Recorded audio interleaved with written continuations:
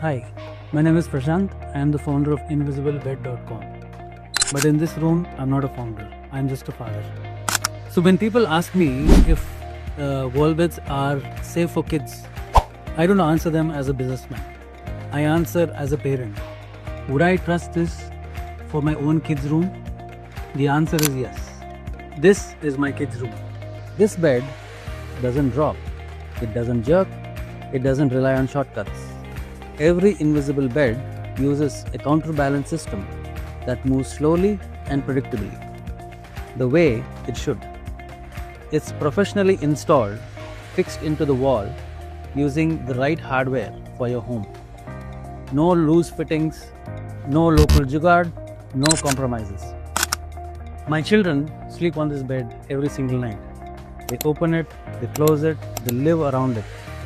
As a founder, I think about design and engineering. But as a father, I think about safety first, always.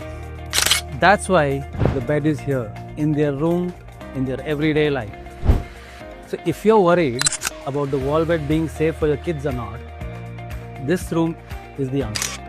Invisible bed is not just about saving space. It's about creating a home where children can grow, play and sleep safely.